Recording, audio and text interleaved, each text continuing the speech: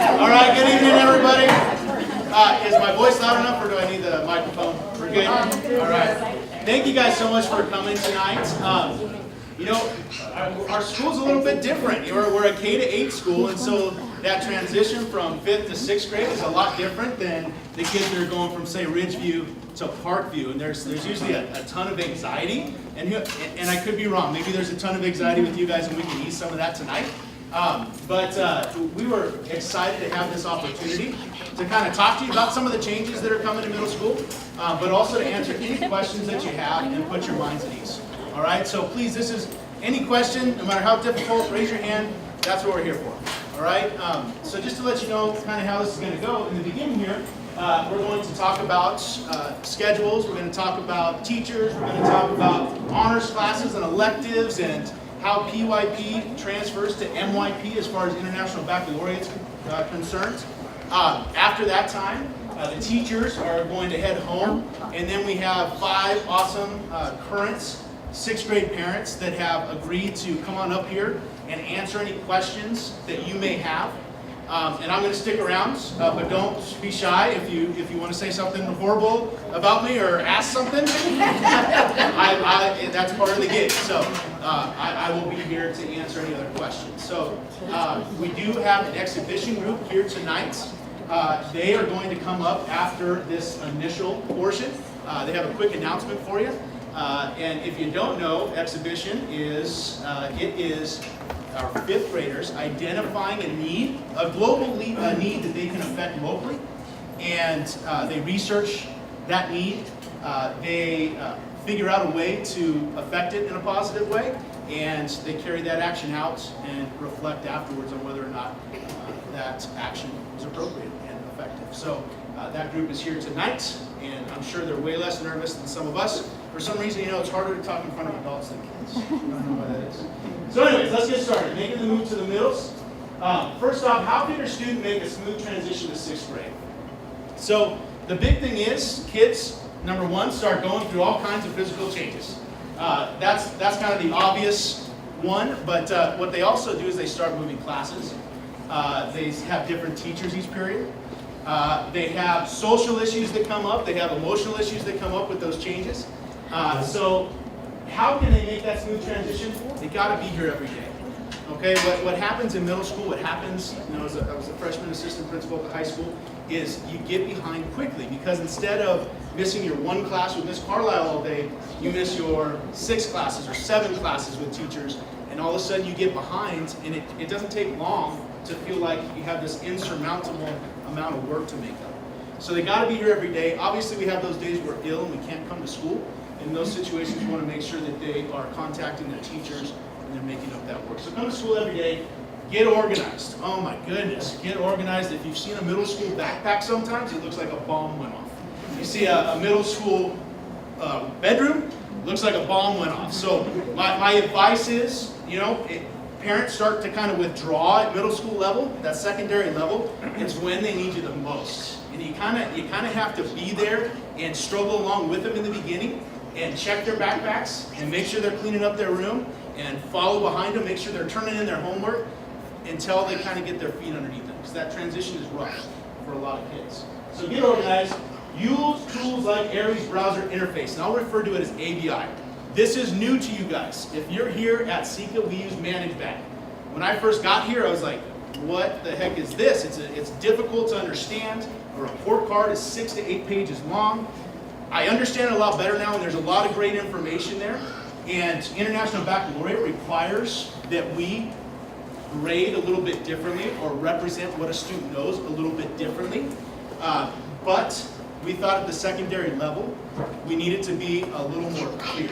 And so the rest of the district uses Aries Browser Interface. And it's kind of like when a lot of us were going to school, where you have a 100-point scale, and if you get a 90 or above, it's an A, 80 or above, it's a B, so on and so forth. It's easy to understand. It's accessible to parents. So you have a little app on your phone that you download. You click on that app, all the classes come up. You click on English, boom, it opens up. There's all the assignments, there's the scores they got. You can check their attendance, their overall grade. It's right there for you. Okay, so it's a lot easier to understand. You may be asking, well, what about the IB form of grading? We're still going to grade according to International Baccalaureate, but we're going to release an IB report card and an ABI report card. Okay, ABI is used by the other middle schools and the high school, which will also help that transition when they go to the high school level. So you'll get two separate report cards. One that you'll get in the mail, that's the ABI printout, and one that's sent home from the school that breaks down the different criteria, like when you do an International Baccalaureate for you, and gives you that 1 to 8 scale.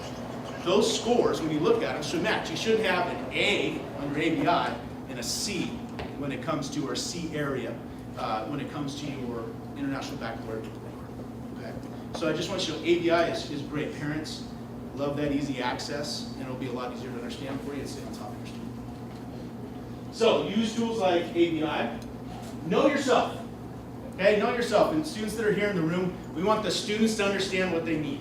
And this is the toughest transition because the teachers aren't going to be right there and babying and making sure. We want the students to be self-advocates. Okay, so some questions for kids. If homework is an issue, we're going to have homework club Monday through Thursday, every day next year. Come to homework. Okay, if it's hard, you know, kids get tired. It's the end of the day. They go home and they kind of blow off their homework and go out and play and things like that, which is great. We want them to be balanced.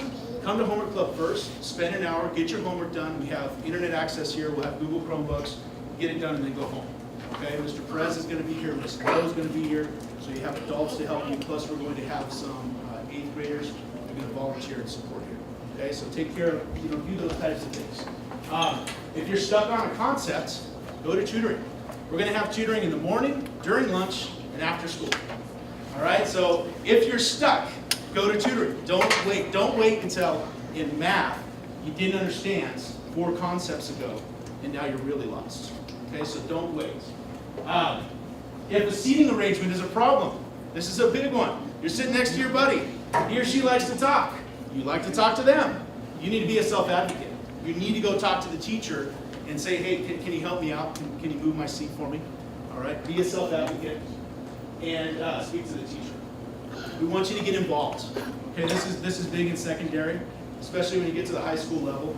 Get involved somehow. Okay, we have MYP sports, we have clubs, we have mentor opportunities we're going to talk about here soon. We have volunteer opportunities. Find a way to get connected to the school. Okay, just being here, getting here 5 minutes before 8 and leaving at 2:34. It's not necessarily going to get the job done, especially if you're not doing sports and things like that outside of school. You want to find a way to be connected here. So find something you're passionate about. And if there's something that we don't have on here you're passionate about, then come to me. Come to me, come to one of the teachers. Earlier this week we had a first grade group of girls who wanted to start an Earth Day club. But they came to us in the office. We're working on finding an advisor, and we got first graders doing an Earth Day club. Okay, we will bend over backwards to support kids' passions, but they have to be a little proactive. Okay? So get involved, and then I'm going to have Ms. Reichman talk here for a minute, but we have an amazing counselor, Mrs. Reichman, and there are a lot of social, emotional, and academic issues that take place in middle school and high school, and Mrs. Reichman is here to help you with those. All right, students, parents, just so you know. If you need support, all you have to do is fill out a little appointment card, and Ms. Reichman calls you as soon as she has an opportunity. So Ms. Reichman, I always call her Mama Reichman because she's got 23 grandkids. But can you just kind of share a little bit your thoughts, the transition? Sure. Middle school age is definitely a change, and I was a middle school counselor at Parkview Middle School, and I was also at the 9th grade campus, then went to the high school, and I'm here. And I used to joke around and say that I felt like middle school was like transitory psychosis because they're not in their right mind. I don't know how many parents I would have come to see me and say, I don't know what happened, and give them the Kleenex, and they would be so teary-eyed because there were so many changes going on. And so, anyway, we'd sit down, we'd talk about, the kind of changes that they're going through. Mr. Mead talked about many of the things that I was going to say. Mr. Mead said, just give us like 3 things, and I'm thinking, okay, what are those 3 important things when there's more like 15 important things? But he's mentioned a couple of them. Of course, middle school age, a lot of times parents are thinking their kids are older and they step back. Step forward. Be there for them. AVI, Aries browser, fabulous. I didn't have that when my kids were younger.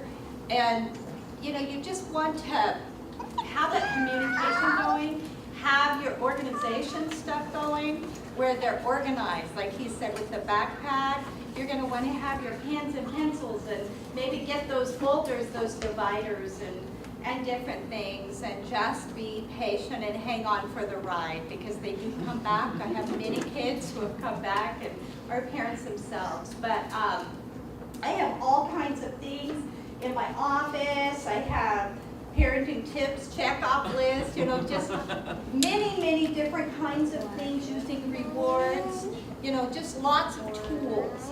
Please feel free to come by, say hi. Like I said, I see kids for all different reasons, social, emotional, academic. You know, I can highlight someone's ABI once a week. I mean, there are all kinds of tools that I can help. So just know that I'm a resource for you.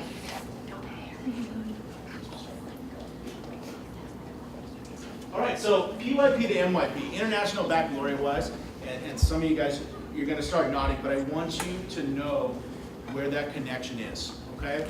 So when you walk into the main office there, you guys have probably all walked by a million times our big old program of inquiry. That's that big old colorful wall when you walk by.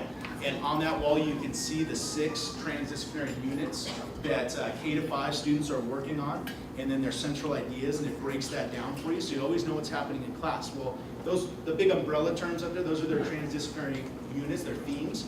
In MYP, they're global contexts. And I'm going to show you how they connect from PYP to MYP. The thoughts just become a little more mature. Yes, a little more mature. And a little more global. The kids can start to understand that global perspective even more. So our transdisciplinary themes change to global context. We continue with our IB Learner profiles. Every unit has an IB Learner profile focus. Our school focuses on IB Learner profile every week. We reward students for demonstrating those things. Constructivist teaching. Okay, so just like PYP, I'm sorry, I'm stepping on that. I apologize. I keep seeing them go like this. Constructivist, building on something. Okay, so teachers don't just open up a book and teach based on the lesson that day in their math book. Okay, they're going to develop a form of provocation or hook, something that connects what they're learning to what they've learned previously and why it's important. And that starts with inquiry, questioning. Then we go into an action. There's always action. Sometimes it happens in the classroom, sometimes it happens at home, sometimes it happens in the community. And then there's a form of reflection at the end. So this is the cycle that teachers see the lens, or see through this lens of this cycle to create their lesson plans, to create their units, just as our PYP teachers have. This is concept-driven curriculum. So concepts are big ideas. What I love about the IB is that, you know that question, remember being in middle school or high school, and you're always asking the why? Why do we have to know this? Well, a concept-driven curriculum is the why. It's the big picture. It's why we need to know these things. And so we have key concepts in the PYP, things like form and change. You guys, if you've been in the classroom, you see the keys with the key concepts on it. Key concepts help connect the different subjects, so English to math and social studies. So we continue with key concepts, which are overarching themes. And then as you get into individual classes like language and literature or performing arts, there's related concepts that are subject specific. And then finally, we have approaches to learning. So this is where students learn how to learn. Okay, learn how to be a good student. Learn how they learn best. So the transdisciplinary themes, just some examples here. So in PYP, a theme would be who we are. So that transfers into our identities and relationships themes. So you see the vocabulary a little more mature. Okay? The where we are in place and time goes into orientation and space and time. Not vastly different, because we don't want the kids to step in and be like, what? You know, we want them to see that connection. So as teachers build their units, just like our PYP teachers, they have a global context that is overarching, that allows them to connect what they're teaching to the real world. We have our IB Learner profiles. They don't change. But once again, the vocabulary will change. Their definitions will be a little more in depth. We'll use bigger words, words that mature students understand a little bit more. And we'll continue to work on those within our units and as a school. these are our key concepts. So there are 16 key concepts. And like I said, these are these umbrella terms that help connect language and literature to math, and mathematics to our sciences, and our sciences to our design. Because when you talk about change, which is a key concept, you can talk about how a character changes in a story as the story goes on. You can also talk about how fractions change when you multiply them. That's this theme that connects those things. Those are the words that kids can say, oh, wait, I learned that. We talked about changing in English. Now we're talking about it in math. So key concepts are overarching. And then we go into our related concepts now that are specific to the subject. Okay, specific to the subject. So here's some examples from mathematics. Patterns and justification and simplification. These key concepts and related concepts are the same, 6, 7, and 8. And if we had a 9, 10, they would be the same. So they see these words over and over again, and they see that connection from year to year. Approaches to learning. Once again, this is how students learn, how they learn best. All right, so every unit focuses on one of these areas, communication. We're going to focus on communication within this unit. Here's how we're going to focus on it. Here's how you're going to show me you know how to communicate effectively. All right, so this is another thing that happens in every unit. All right, so that was the IB stuff. If you have questions about that, because I went over it very quickly, please ask those questions. Okay? So moving classes. Next year, something new. We are connecting our classes. One of the toughest things for students is having to go from class to class, different teachers each time. Next year, we've combined our teachers. So what that means is Ms. Baconhuss is going to be our language and literature, or ELA teacher. She's also going to be our social studies teacher, or in this case, individuals and societies. So the students will have the same teacher for 2 classes. And then we'll go into mathematics. Mrs. Corbin is our mathematics teacher. She's also going to be our science teacher. Okay, so we have a long time. What that allows is that if she needs more time on a math concept, she can go into her science time.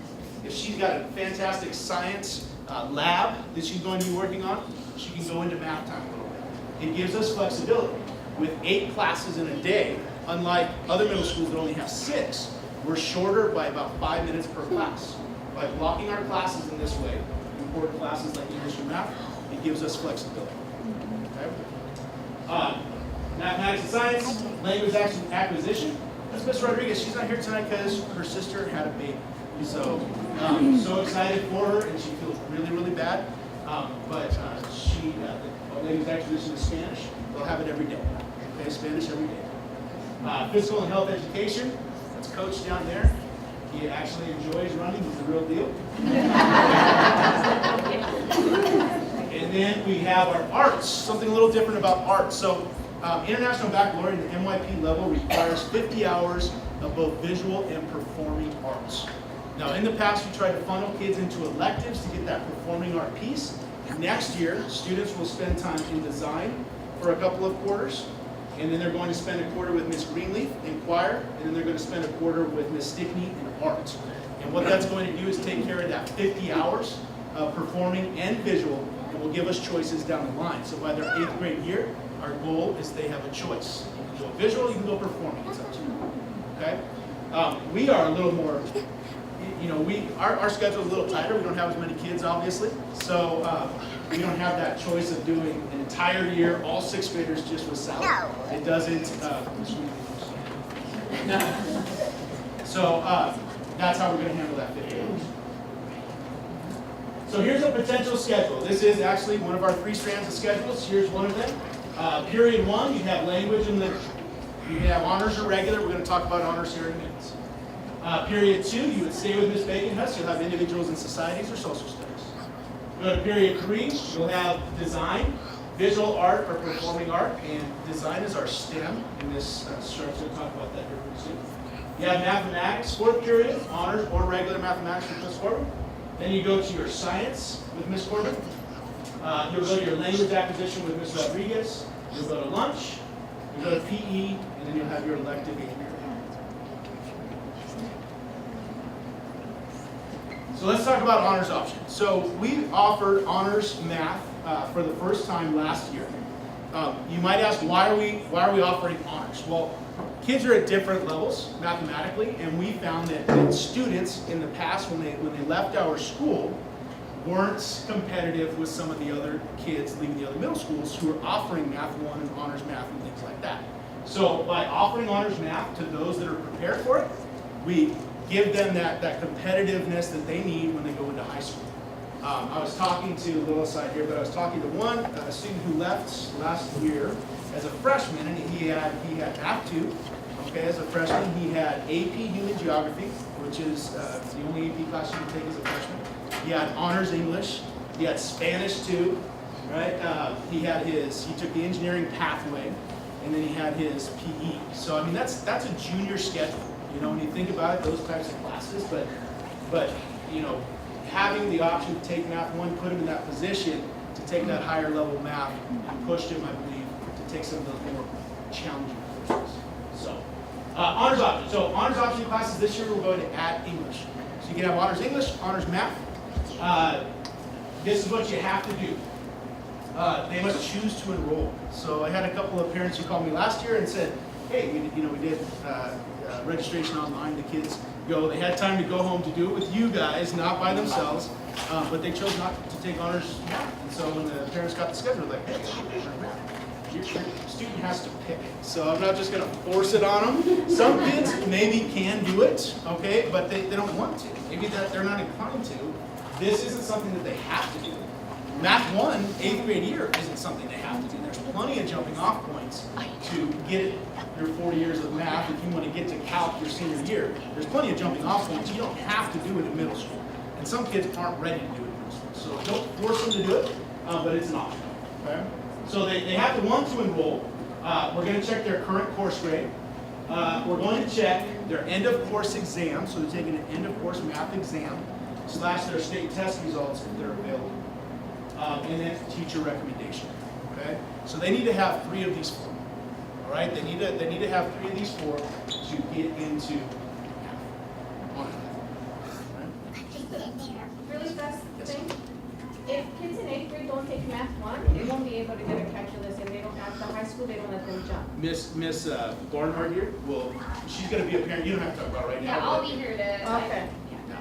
Yeah. But don't worry. Yeah, there's multiple things, but yeah, we can help you with that. Okay. Language. Okay. So I'm going to let teachers talk a little bit about their classes. Before I do that, any questions right now? I'll cover a lot of information. So they're having PE every day? Yes. Their 7th period PE. Well, that was one. So we'll have 3 different Oh. schedules. They'll have PE sometime in the day, Oh. every day. Is it a rotating schedule? Is it 1 to 8 every day? It'll be 1 to 8 every day, Except for Saturday? except for Fridays, and we're going to have that up here in a minute. So good question. But yeah, Fridays, and that's changing. It's going to be 1 to 7. So the kids will see their teachers every single day, which is what they don't get right now. Is it like part 2 where they have to change? No, 6th grade will not change for PE.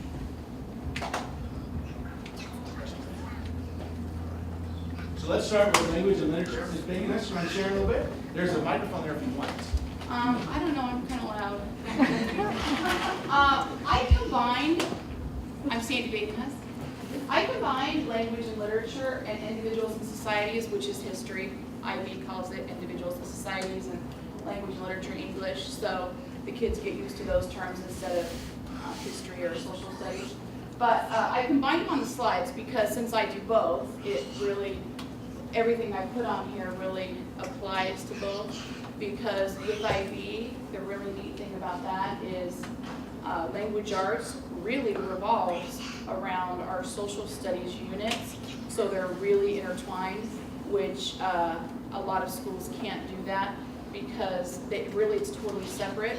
I have 2 kids who went through the UCaipa school system. I have a senior this year and a daughter who plays softball in Florida right now.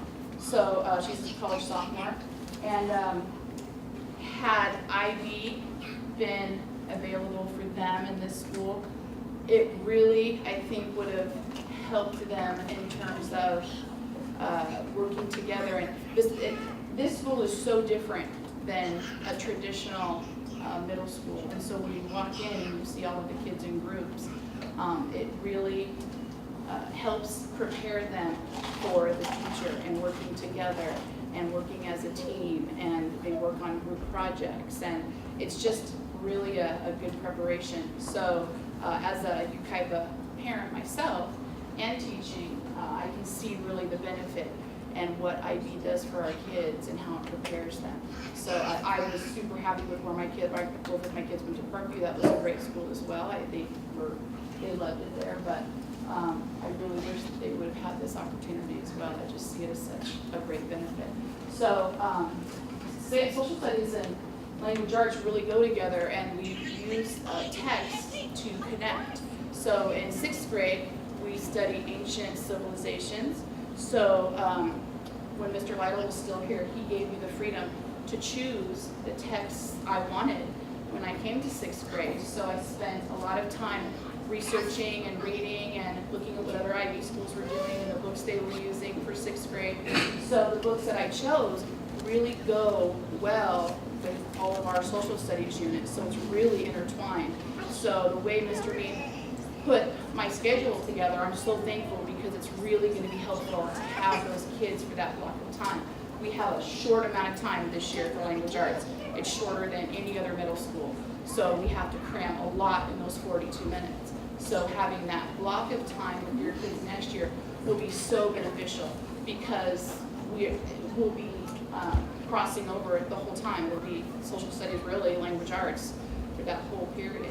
And so the texts I use, I put up here.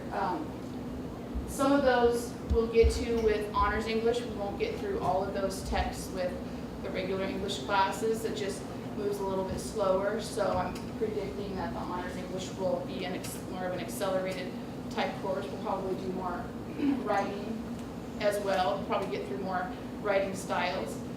So the writing styles we use that are required for 6th grade go along with our text as well. So we start with like a compare contrast, we move on to historical narrative, then on to response literature. So everything we do is really connected. So that helps the kids make a lot of those connections. So Ms. Reed had asked us to think about some things that we thought would be really important for incoming 6th graders to know. And I had even asked my kids, what do you think an incoming 5th grader would need to know coming into 6th grade? And it was interesting to hear their responses, but one of the overriding things was to tell kids to stay on top of their work. And I think coming from 5th grade to 6th grade, the biggest transition for them is staying organized in the amount of work, and you can't procrastinate. And I think if a lot of them would have learned that lesson earlier, it really would have helped them, because it's really hard for them to go from class to class and have everything organized and not just shoving it in their backpack and having it be this big wad mess. So we try to keep them organized with a binder, and we'll walk them through that. But if you can help them do that and really keep all of their things organized and stay on top of their work, and referring to what Mr. Mead said too about them being responsible for themselves. I was a primary teacher as well for 20 years, and I've taught K through 5. So, when a kid was absent, we'd set aside their work and make sure they got it. Well, in middle school, we have 100 kids. And so the big transition for them is they have to come to us and say, what did I miss yesterday? And I need whatever we did yesterday. And so then, we'll get it for them. If they forget to ask us and they don't come to us, then they miss out. And at the beginning of the year, they'll say, well, I was absent that day, I didn't get it. And I'll say, well, you need to come to me and ask me, because I won't just hand it to you when you come in the door the next day. You have to make sure that you're communicating. And that's, I think, the hardest for some kids. And now most kids are used to coming and talking to their teachers because they know we want them to. We don't want to get an email from parents, although you can email us anytime, saying, can you please give my son, what that he missed yesterday, or can you give him, these papers? And we're happy to do that. But we want the kids to be proactive in asking us and talking to us and feeling comfortable, and they really need to get used to doing that, because when they miss a couple days in middle school, it ends up being a lot. And I know that my own kids would hate to miss because they had so much to make up, and we even have 8 classes here, where my own kids had 6, so it's kind of a difference. So that's really important. But I just put some of our homework requirements for language arts. Really, the thing I can just stress the most, they rarely have homework in language arts. The only thing they have to do is read at home. If they're reading at home from 30 to 45 minutes and over the summer, then I'm happy. We do all of our writing in class, or unless they didn't finish something, sometimes kids will revise an essay or reread or finish the ending sometimes at home if they're not using class time wisely, but I always give them enough time. I always give them enough time to finish. So if they're reading at home, that's what they need to do, because every semester they're required to take 4 AR tests, so they have to keep up on their reading. And then Aries, this was hardest for me, I think, as a middle school parent, getting used to logging onto Aries for my own kids and checking their grades. For my daughter, she was like programmed and she was self-motivated and she would have a project done early and you know, I really didn't have to keep on top of her as much. And then my son, that was a different story. Every Monday I was on Aries looking at his scores. He was missing assignments, what his grades were. It was just habit. We got every Monday we would check. And I think even now sometimes we have parents that are not as up on Aries, so when they get that progress report and their child's getting a C or maybe an F, they're like, what? You know, how did this happen? And they're not this type of student, and they're kind of just taken aback. And that happens a lot the first quarter, is we'll send out progress reports and parents are kind of shocked at what their child's getting. But if you are up on Aries, it won't be a shock because it tells you their grade as you go along. So just get in the habit of doing that, because they'll be on Aries from now until they graduate high school. So if you can get used to doing that now, that's great. And then Remind, all of us have Remind where we send home homework reminders. I don't do that as much because they should just be reading, unless it's in something out of the ordinary. Now Honors, I should kind of take that back because they may have a little more than my other classes, so we'll have to see how that goes. And then just some helpful hints, check Aries. Help them keep up and stay organized. That's the biggest piece of advice I can give you. And contact us by email. If there's ever a question, please contact us, because if we don't know, we can't help, and we need to be informed if there's something happening or going on.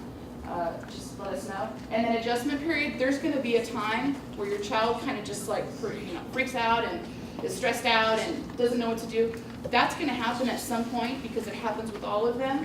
But they just have to kind of take a deep breath and stay on top of things, and they will be fine. They're in really good hands here. We all love our jobs, and we love to be here at such a great school.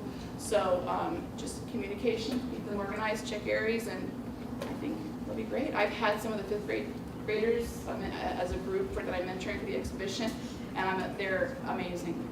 I'm so excited for next year. That reading list, can we get a copy of that? Or can I didn't. I'm going to post this online for you. Yeah. You can, Okay. one thing about the reading, and then I'll be done talking. But the Wonder Book. What? Am I getting the 5-minute like speech, 10-second countdown? I teach speech and debate too. But now I lost track. Okay, the book Wonder is a summer reading book. I feel like I'm back to school now. Sorry. It's a summer reading book, so they'll have a chance to buy Wonder or rent Wonder. We rent it for $5, so they can read it over the summer because it's a required summer reading. So, and the list will be available. But they'll get all these books from me, so won't be a problem. Okay. All right, sorry. Another thing Ms. Payton has talked about there, about being connected. 6th graders, 7th graders, especially 8th graders, they love when you come and visit them at school. So if they are struggling at all, don't be shy. Don't be shy. Come on in. Hang out. All right, who's next? Mathematics, Ms. Corbin. Yeah, okay, my favorite subject, I love it, so I see some of you out here that I've worked with before, so you guys know it's my favorite. Basically, oh, did you kind of combine them? Yep. Okay, yeah, because I had said a lot. Okay, so with honors, just basically to tell you how it's going to work. With my honors kids, I do everything is going to be online with them. Okay, their homework is online, I assign everything online, their tests are online, but once a week they have to do a pencil to paper, I call it spiral math. Anything that they learn, I throw it on, and then they see it every week until the end of the year. So for example, right now, we're starting at the beginning of the year, we're finally through a thing, and there's like 50 items, 50 different things that they're learning, just so that they don't forget. So it's a pencil to paper. Homework is gonna be every night, so don't let them tell you otherwise. Every Monday through Thursday, there is homework, okay? If they say, no, there's no homework, that's no. So sign up for Remind, because, and I do a two-way Remind. So if the kids are stuck, or if you wanna ask me questions, I leave my phone on until 7 o'clock. So you can contact me up until then, and I can help your kids through the phone too. Okay, so Remind, I love it, it's the best thing ever. And let's see, so they will have homework every night, but homework per se is not a part of their grade.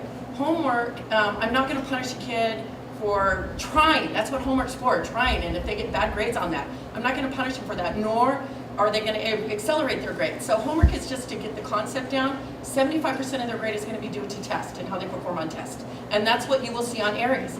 And the other thing is, if they don't do well, I allow re-engagement all the way through a whole semester. And there's no timeline. Your kid can re-engage any time with me, because as their math teacher, would I like them to learn it when I teach it? Sure, but I want them to know it. So they can re-engage at any time up to that point. And then the other thing that we do, and which is really good and it's helpful at home, we have a program called 10 Marks. And I assign time for that. So for my honors kids, they do 15 hours a quarter extra on 10 Marks. And for my regular class, they're gonna do 7. Okay, and that's part of their grade, 15% of their grade. And then as part of the IB requirement, we always have to reflect. So that's when their homework comes back in. And they have to do what's called a homework reflection, where they reflect on how they've been doing, what's difficult, what's easy. They reiterate the math concepts, how you do it, and just about their own ability, and that's 10% of their grade. Okay, so, and that's how mine kind of adds up with that. We are using the Hoot Mifflin for my regular math class. We are gonna start with their kind of paper in the book. They'll have a textbook that goes home and all the sign problems out of there, but I'll tell you, there's more in the book than there is online. So, just to kind of let you know that. But by the second semester, I will have everybody online. It's good practice for them, especially when it comes to testing, because everything is online now. So I think I went really fast, right? Yes, I needed to. Okay, yeah. So, and as far as the 10 Marks goes, so earlier this year, we had a lot of parents and students who were like, oh my gosh, I'm so overwhelmed, I have so much homework. I want you to know now, and I want you to get this number and stick it in your head. No student should ever have more than 90 minutes of homework a night. No student ever. If they have more than that, there's something wrong, okay? There's something wrong. So we can figure out why it is, but we have to know why. So don't let a student go beyond that time. If at 90 minutes you cut it off. We have students here, I have heard of these students before, but this year I actually saw it, where they were like, no, I have to keep going, and it really bothered them to stop. But I want you to know now, remember that 90 minutes, and it's not going to be 90 minutes every night. I just want you to know that if there's a project or something like that, it's never over 90 minutes. And so Ms. Corbin talked about 10 Marks and working online in 15 hours. If you wait until the last week for the quarter to do your 15 hours, it's going to be a lot. And so that's part of that organization. About spreading that out and calendarizing your even 15 minutes a night on 10 Marks. Yeah, so we'll get you there. Just keep that in mind. 90 minutes, okay? And don't wait until your kid's hair is falling out. Can I also just say too, as a parent, the homework is Monday through Thursday. I absolutely will not give any homework on the weekend. And I don't like it when kids do it on the weekend, all right? Just so that you know. Because the way our schedule works out on minimum days, on Fridays, or 1 through 4 and then 5 through 8. So a lot of times I'll assign an assignment on Thursday that they're supposed to do Thursday night, but I won't see that class until Monday. And I beg the kids, and I'll send it home on Remind, do not do it on the weekend. Weekend is family time, okay? And that's kind of really how I feel about it. So have them do it that night, and know they're gonna have it every night.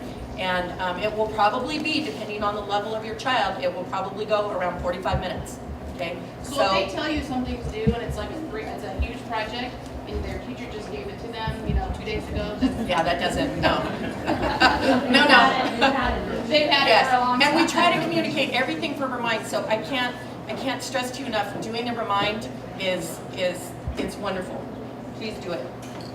And Ms. Corbin's also our new science teacher. So I am. You may have heard our next generation science standards are rolling out at the And perfect GSS. time for Ms. Corbin to step back into science. It's been Yes. a while. Yay. But science, you will not see homework from science. No, you will absolutely have no homework in science, okay? So everything we do is gonna be in class, it's gonna be labs. I'm gonna be integrating it with math because I have a wonderful person from the district who I'm gonna be working with, who's already given me some good ideas. So I'm really excited We're about parents that. too, we totally get the whole Yes. thing. Right, who's next? Oh, you skipped I design. skipped You myself. skipped yourself. Nice try, Sharon. Hi, I'm Mrs. Sharp. I'm the design teacher that's engineering class.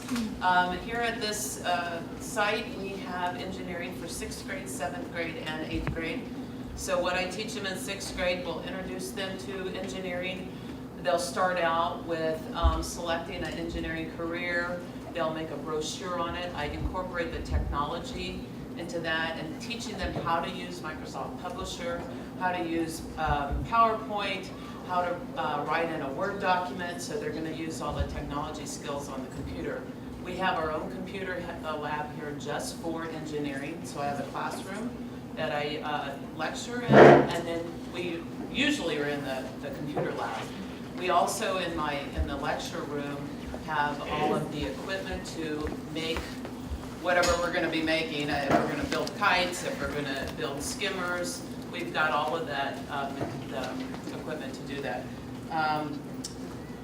Three things that we'll teach in 6th grade to introduce that is flight and space. So we'll learn all about airplanes and why they fly and why they stay in the air and why they sometimes crash, and they'll learn all the physics about that. We'll also do design and modeling. Well, I'll take them in after they get the basics of flight and space. And I also teach them CAD, which is computer-aided drafting. So we have a program here using Autodesk Inventor, and they will go and build airfoils for their airplane. And I have them use that. We incorporate that down into 2nd grade, and I had my 6th graders actually teach the 2nd graders what they learned in 6th grade to the 2nd graders on building just a little model rocket. The last thing is the science and technology, which will be all of the technological aspects of computers and how to use those programs. So we have in Office 365, the kids have access to that. And so they have Publisher, they have PowerPoint, they have Word documents, they have Excel. And I will teach them how to do a project in each of those. And we'll incorporate those projects. They will use those in all their other subjects as well. So if they need to do a project in another class, they're welcome to work on it at home, and then they can print it out here. I only have black and white printers here, but I usually don't require. If it's in color, that's great, but color, as cartridges, as you know, are very expensive, and if they don't proofread their work, they'll go through 10 pages and they've wasted all your cartridges, and that's $40 worth. So I only, black and white is fine. They can also share their information, so I teach them how to share with their teachers, how to upload documents, which they think they know how to do, but they really don't. And so when we do that, it comes to me in color, or goes to all the teachers in color, so we can upload that to their ManageVac program and keep it in their profile. That will go from their 6th grade to their 7th grade and to their 8th grade. So they have this huge profile of all their work. Now, and I'll let Mrs. Stigney talk here because we pair together with the art and the design program. They will have an engineering notebook that they keep, and it's actually a graph paper notebook. And so this is this is a student I had several years ago, and it has their 6th grade, their 7th grade, and their 8th grade projects all in here, which is what we need to keep for IB, and they grade accordingly. They reflect on every project they do. They talk about their successes and difficulties. That's what we want them to. It's really hard for even ourselves a child to realize that, yeah, it's okay if I didn't do well on that. This time I'm going to do better. And this is what I learned in class, the tools I used in class to make my project even something I can re-engage on. Because 40 points is what there's a format that they have, and I'll teach them the format. And I tell you, we'll have lots of tears, and because they didn't make a 40, and there'll be a lot of red marks on here. But expect that, low grades right at first, but as I teach them the format, it's the same every year. And this notebook will get better and better and less, and pretty soon they'll have 40s and 40s, and you're welcome to take a look at this. At the end, in 8th grade, 40, 40, 40, 40. Everything's beautiful, perfect. And this is an example, I don't know if you can see this. This is an example of just a toy project that they made for kindergartners. It's they made a little mallet, and it's to teach the kindergartners colors and shapes. And they built this in CAD. And they plan it out and build it, and it's one of the class projects, and they have a lot of fun doing that. So just know that they'll do project. Only homework they would have would probably finish up their reflection. And I give them time in class, but sometimes they're talking or they're drawing or sketching, and they can finish that up at home. It'll take 5 minutes and they'll be finished. Okay. Thank you. Let's see.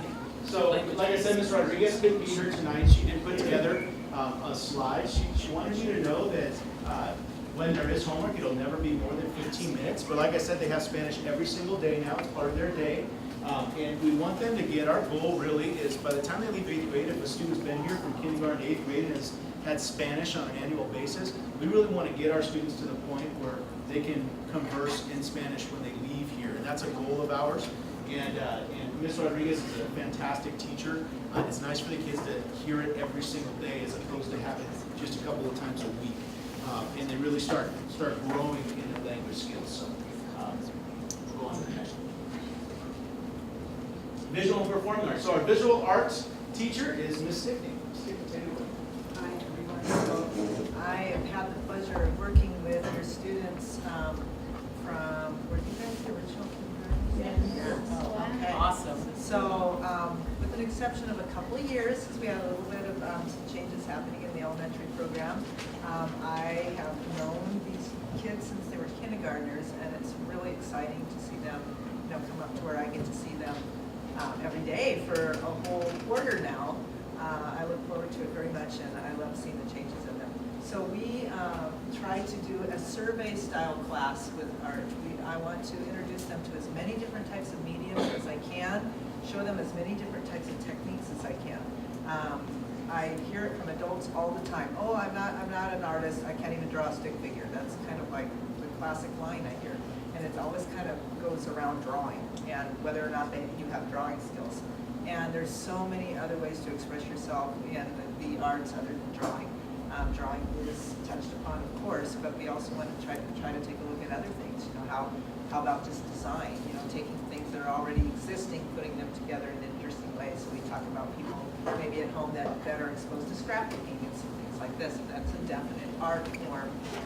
So I want the students to learn all the different ways that artists work as much as we can in the time we have. We also have the composition notebooks that Mrs. Sharp had displayed there. The IB loves to see these, and oftentimes in art, you'll have an original concept, and you'll have an idea in your head of what you want to try to create, and you'll be going for that, and in that process, all kinds of things change. Like perhaps you make the happy accident, as I call it, and you think you made a mistake, but it's like, aha, and then you have a new idea, and you go down a different path.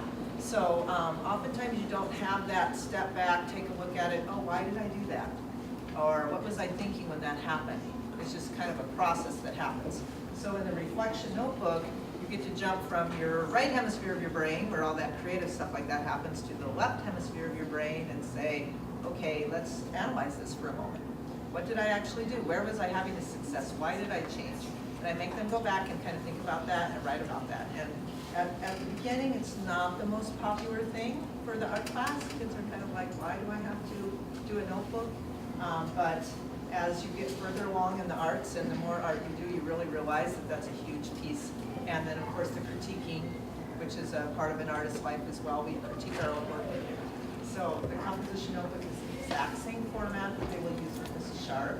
So if they have Mrs. Sharp first and they come to me, they're going to be very comfortable with that format. They're going to know exactly what to do. They don't have to relearn it with me, and vice versa.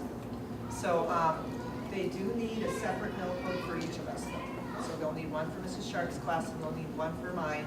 And as you can see from the example book, we plan on having them use that every year. So in the summertime, before they leave for summer, we steal them and say, please leave them here, and if they don't leave them with us, we will try to contact you, and we really like to see them add to that. And they're paged and they're continued from, so if you're on page 10, and what you're doing is continued from page 9, sometimes in 8th grade, I just had this happen, we were on page 25, and I said, I want you to go all the way back to 6th grade, to page 4. So what we're doing now in 8th grade is actually a continuation from 6th grade, a concept that we learned there. And they go back and, oh, yeah, I remember. And it's actually very helpful. It's like, oh, I remember what I was thinking here because I can read and I can see, and now I can apply that to something, you know, new and more advanced. So they're really neat to have. I've always done some kind of critiquing, some kind of written work with my art. I've taught art at Parkview for about 12 years, and I've been here since the beginning of SECA, and I've always done that, but it has a tendency to end up in the trash. I pass it back with the kids as art projects, and the art projects go home, and I look in the trash, okay, there's all the critiques and reflections, so this way they don't get to do that, and they really see that that's an integral part of what happens in art. I have transdisciplinary themes, very often hooking up with social studies. So it's pretty neat to see social studies is working its way into English, it's working its way into the art concepts. English is working its way into art because we're doing this and into design. So really as IB, we are super collaborative. We're very close to each other, oftentimes in the same building, you know, separated only by a hallway. And we really like those kids to know this is the theme that we're working on, for example, Egypt. But it doesn't mean that if I walk into a different room, that it's totally different. It's ongoing knowledge. She does an amazing job of connecting. Everything we do in social studies, they do in art. It's just so connected.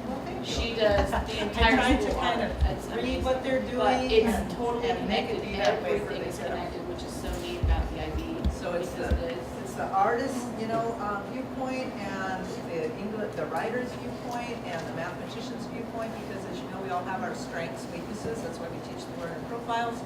And the kiddo's going to have success, hopefully everywhere, because they have those other things that they're really comfortable with entering in to each class. So it's a pretty exciting program. I know your 6th graders are going to love it. Right, the second part of this is Mrs. Greenleaf, and this is brand new to Mrs. Greenleaf, even though she does the work of 2 people. Mrs. Greenleaf is actually not completely 100% full-time beyond our campus. And so that is something we are working on. And so the amount of time Mrs. Greenleaf will get to spend with your 6th graders is still variable at this point. But when I brought up Mrs. Greenleaf, she was psyched about it. So I thought I would invite you tonight. Yeah, are you going to sing? Are we going to? Do you want me to sing? No. Your kids listen to me sing all the time because I sing with them. We are working on making a performing arts 6th grade thing. We will continue with choir. There are many 5th graders who I know will sign up for choir 8th period and will continue in that. And that will give them the opportunity to do more advanced things and do field trips and go to festival and other wonderful things. For instance, the Melody Makers tomorrow are singing at the County Board of Education Multilingual Awards Dinner in Ontario. So that's a real honor that we're going to get to do. And then afterwards, we're going to Claim Jump party. So actually, they have gotten to do some really wonderful things this year. So choir will continue. Please, if your children walk around singing at home all the time and it drives you crazy, send them to me, because that's where they need to be. So they can sing and learn about this, really learn more, I should say more, because I already have them in class, learn more about this wonderful means of expressing themselves. In choir, we do everything from classical to contemporary. Right now we're working on Beauty and the Beast in the younger group, the 4th and 5th grade group, and we're working on Mary Poppins, their choice, in the 6th, 7th, and 8th grade group, and they are phenomenal singers and really great people. And so I really welcome the new 6th graders coming in. If your child wasn't in Melody Makers this year, that's all right. Have them sign up for choir, because you know what? They've been getting a lot of really good training in their classroom, and they'll fit right in, and they won't feel like they're behind at all. So your children will have a 6th grade performing arts thing for part of the year. And then you have the option to have them sign up for choir to be able to do more, learn more, sing in languages and do all kinds of very interesting things, go places, and have that really nice thing at the end of the day. When they come to me, they're pretty tired. But once they start singing, they're reinvigorated. And I know that singing is a stress reliever, and we all know that junior high is stressful. So it's a really good thing for their emotional and development and physical development and intellectual development, because we're doing academic things in there and we're tying into the other classes at the same time. Coach, make up some time. All right. Now, I already work with a lot of your kids. I'm kind of like oversee the PYP, PE, and so I specifically work with the 5th grade a couple of days a week, and that's just primarily to help them with the physical fitness test, help them get ready for that. But there are going to be some changes next year when they come to me in the MYP program, and one of the things, obviously I have a lot of stuff on there, kind of what to look for, what to expect. The what to expect part, I think, is kind of the part where kids tend to kind of, come into it and be shocked a little bit that, yes, in my class, even though it is PE, we're going to have group projects, we're going to have essays and quizzes, we're going to take notes, we're going to do things like that. This is IB PE, and to me last year I went to a training for the first time, and I'm really curious to see how IB connected into the PE realm, and that's kind of what they want to see is more in-depth thinking. So I'm not just going to go out there and show them how to kick a ball or throw a ball or just do the basics. And we look at, okay, we're doing football today, we're doing soccer. All right, what's the history of it? Why is it popular in this part of the world? Why is it not popular in this part of the world? And things like that. So I want them to think, outside the bubble a little bit more. Just hey, we're going to learn how to kick a soccer ball today or whatever it might be. So. They need to come prepared for that. Like I said, I think it's a shock because for most of them, it's just, PE is the time to go out, play, have fun. And there's going to be that part too, but I also tell them at the beginning of the school year, there's the academic portion that you need to be on top of too. So it goes both ways. I'm going to expect you to obviously go out there, participate, have fun on those days, but you also got to be on top of your work because I am going to have you do, academic things in that sense. So, just come prepared with good shoes, good attitude. Water's always important, even when it's not hot outside. You still need to be hydrated because we are running around out there. And please don't send them to school with cowboy boots and high heels and stuff like that because it makes it really tough for them to obviously participate. So, other than that, I look forward to work with them and have a good year with them. So, cool. Thank you. All right, so while it's fresh in your mind, any questions for the teachers who are up here? Now, I do want to tell you, we weren't going to go over supplies and need and things like that tonight because it's a little bit early for that, but before the end of the school year, all of them will have posted their requirements for the class online for you, so you can check it out and have plenty of time to prepare for that. Ms. Megan has talked about a folder, and we talked about being organized. But if you've had a 6th grader before, this isn't the Avid folder that you've had in the past. It's just a suggestion that you have a folder that has dividers, all right, or to have an individual folder for each class just to help with the organization, okay? But it's not the same as the folders that have been in the past. Okay, so any questions right now from for our teachers before we go on? Yes? I didn't hear anything about a homeroom, so how does that work? So first period is their homeroom. So Okay, most so things, so everything yeah, so for example, we're testing right now, we use their first period as their testing room. So most things that will take place, we'll go through that first period. Okay, thanks. There are digital books, we still have to supply them physical books though at this point. But yes, our new English adoption and our math adoption both have online pieces to them. So some students choose just to take that disc home, they take their physical book home, put it on the shelf, don't touch it till the end of the year where they turn it back in. So. No. Yes, we are mixing. I've talked to some of you guys about this, and I know some people feel very strongly about it, but it's important to me that I think the kids should be mixing and getting to know each other, especially because we're an international school. On the playgrounds, I see classes that don't do anything but play with their class, and they don't know the 50 other kids in the grade level, and it happens very, very regularly. They also kind of turn into brothers and sisters, and they argue and fight a lot. So I'm a proponent of mixing, and so this year we mixed in middle school, and we're going to do it again next year. What's the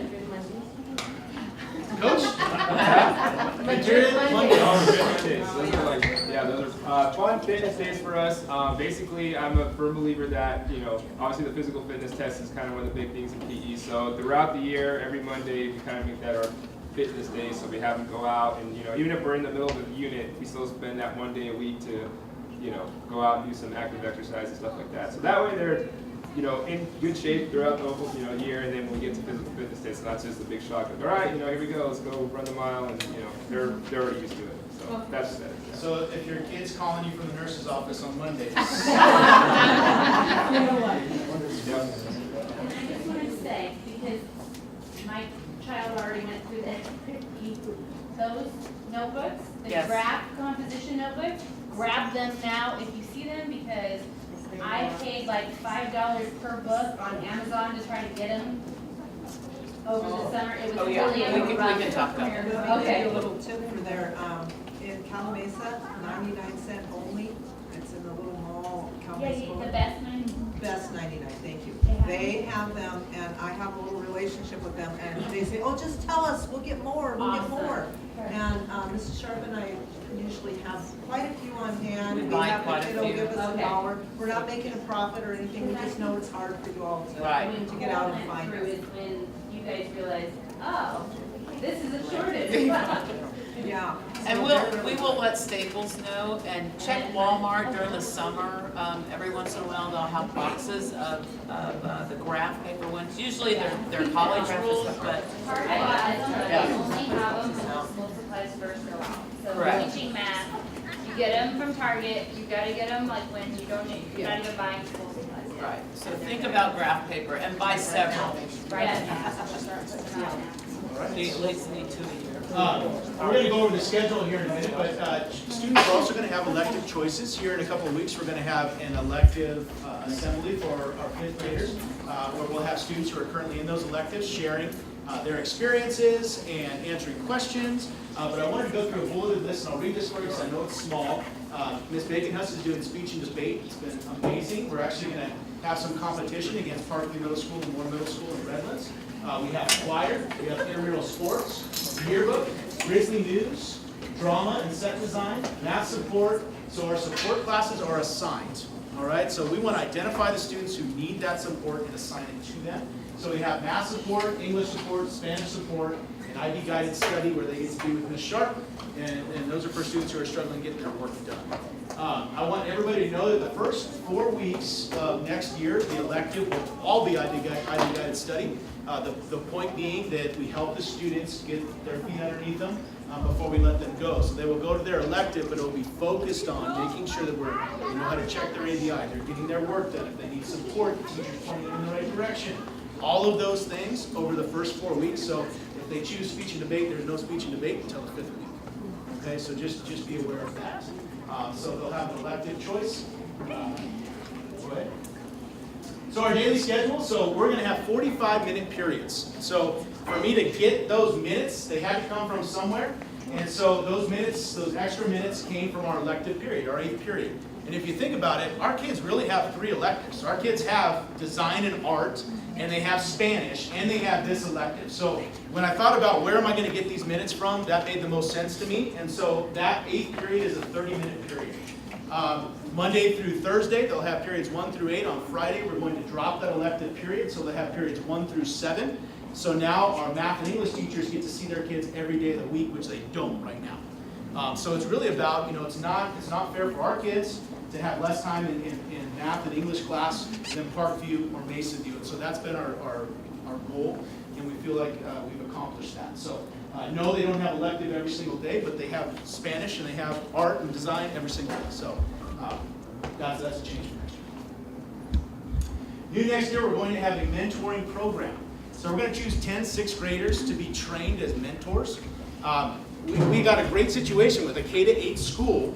We have some great role models right here on our campus. And so we want to find those excellent role models. We're going to train them as mentors. And they're going to actually work in small groups and one-on-one, helping our PYP students who struggle with behavior or social or emotional or academic issues. So they'll actually be trained, and this is something that they can take into the real world. So we're really excited about this mentoring program. There'll be more information coming out soon on this, but they do need to compose a letter of interest if they're interested in being a mentor. They are going to have 2 recommendation forms filled out from adults, and they will have an interview with staff. So, yes. Will we know more about that? Yes, you will. Yes, you will. Is that considered an elective, or is that? No, this is a beyond the school day. Only for 6th graders? No, 6th, 7th, and 8th, but there's only 10 6th graders that will be chosen. Okay. MIP sports, we do offer sports. First quarter, we have flag football, girls volleyball, and cross country. The requirement is if you would like to participate, you do need to complete a physical. We have physical forms available now in the office, but you can go down to the Kaikoa, emergency? Urgent care. Yes, Kaikoa Urgent Care, they'll do it for $15 for you, and it's good for an entire year. This is a competitive sports program, so we do play Parkview, Mesa View. We're going to play Arrowhead Christian Academy.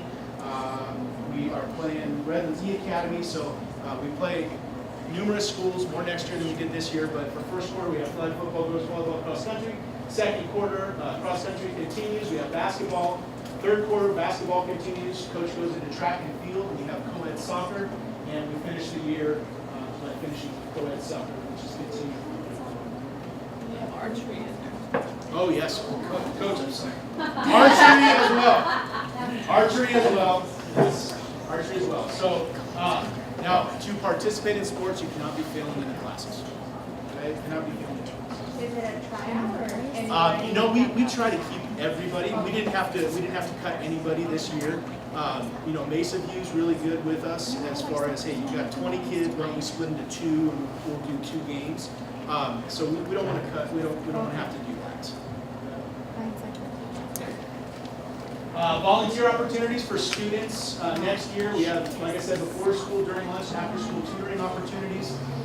We have one-on-one small group student mentoring. We have lunchtime intramural sport refereeing and coaching opportunities, which has been really interesting. We have some of our 8th graders this week have been going out and doing the kickball game, and the PYP kids are eating them alive. You should hear. So, Friday Family Committee membership opportunities. So we want to open up Friday Families a little bit to student voice. And so we're going to put together a little Friday Family Committee, including students and teachers. And we're going to come up with Friday Family activities and focus areas with their input. So that's a volunteer position as well. And then, of course, action for choice. Go ahead, sir. Parents and guardians, please join Remind. If you're not already on Remind, stop by the office and get the information you need to join Remind. It's an easy way to get information from me, and if any of you have sent me messages on Remind, hopefully you feel like I respond in a timely manner and helpful.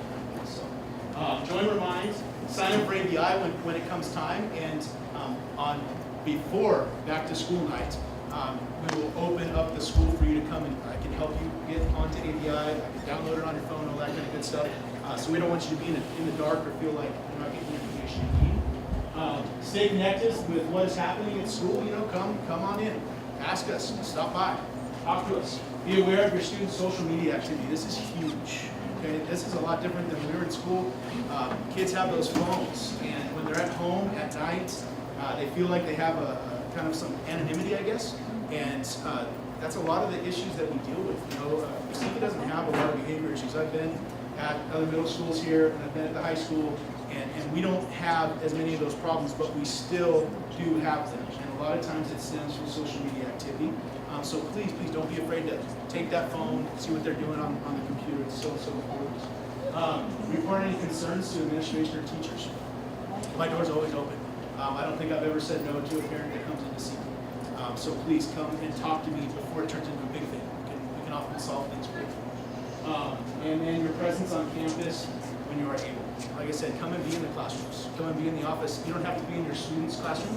If that's uncomfortable for them, you can work in a PYP classroom. It's okay.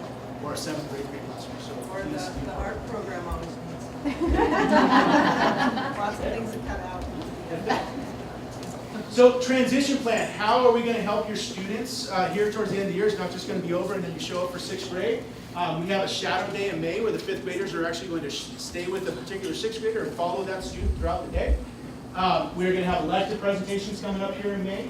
They're going to choose their classes. So your student will not choose his or her classes without your input. I will put it on Remind, I'll put it on Instagram. The window is open, so I use Google Forms, and you go on and you fill it out together. All right, so don't be surprised by that or think I was keeping you out of the loop. You're a part of that process, of course. Early August, we do online registration, so you're going to be able to register, read through all the important paperwork and things like that online through the ARIES program. Do your release cards online, everything, and when you complete everything, you'll get to see your student's schedule. So you'll get to see that nice and early and do it from the comfort of a couch.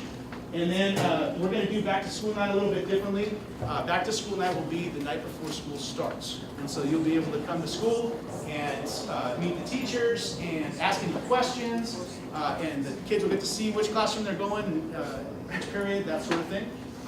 So that's something that's a little bit different. Questions? I'm still, you guys are good. I'm still trying to get to the classroom first. Is it really?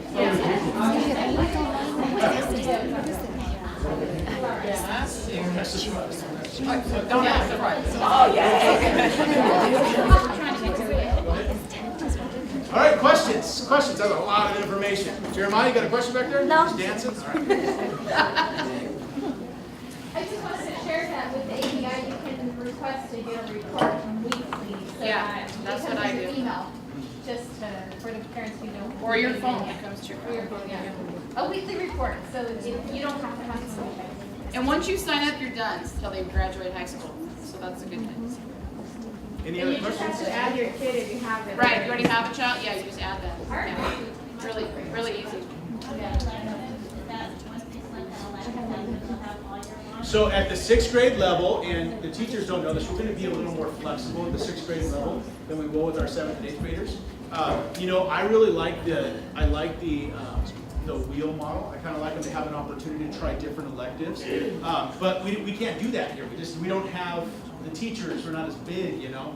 And so with the exception of things like choir, students may have an opportunity, depending on the situation, to change it this semester. Other questions? Yes? Can you explain again the quarter time with design and you said there was a quarter So time? ideally, and this is dependent upon getting Mrs. Greenleaf a little more time. And so they would have design, so they have Ms. Sharp for 2 quarters of the year, so half the year. They'd have a quarter with Mrs. Stickney for their visual art, and they'd have a quarter with Ms. Greenleaf for their performance. Will that vary among the kids in their schedule? Yes.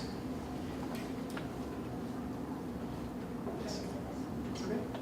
Way back when, I think I remember he said, fourth year, that there would be some practice, like 6 weeks to start, kind of identify, you know, what kind of things they need to do for, early, where they're going to go in direction. Are you talking about career? Are you talking about? So at the high school, there's pathways. Here, we don't, and to be honest with you, I don't know how we wrap our head around that with the small number that we have. We're running a pretty skinny ship right now, as it is. We're one less teacher this year, and so we're pretty tight. I don't see how we can do that at this level, but I will say we have Pro Talks, which I didn't talk about.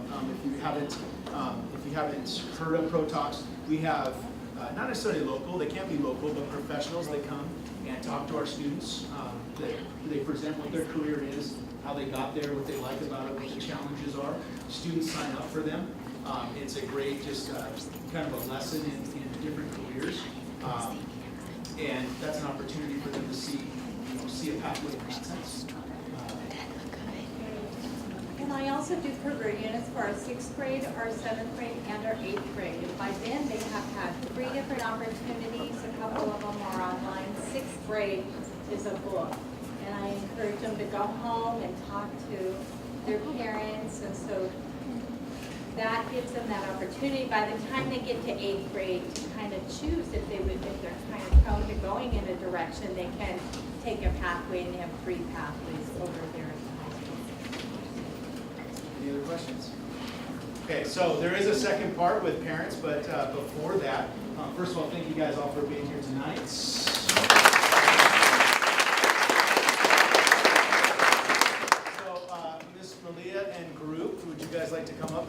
minute before everybody leaves.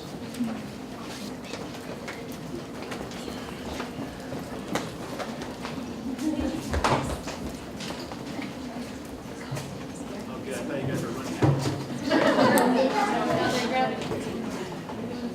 Right up front, right up front.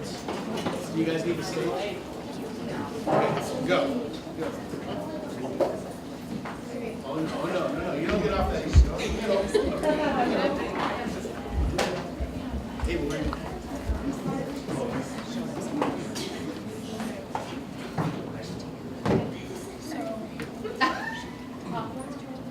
Okay, thank you. So we're a group of 5th grade exhibition students, and for this year, we chose our topic as childhood leukemia, and we're making donations to leukemia families in the Ronald McDonald House. And so, well, we're making some donations, and we got our first donation by Tana Vandolini, a 1st grade student, and she actually started the Earth Day Club. So that's our first donation. The donations we're accepting are coloring books, markers, crayons, colored pencils, and activity sets. We're also doing puzzles, and then for the parents, we were wondering if you guys have like little toiletries from hotels or just little tiny travel-sized things. Oh yes, we were hoping we could get these by the next week or the week after, so around that time. We're gonna have this bin in the office, and you're just welcome to come in and place the donations in here. We're hoping to get this filled. We appreciate Any your donations. We appreciate the audience.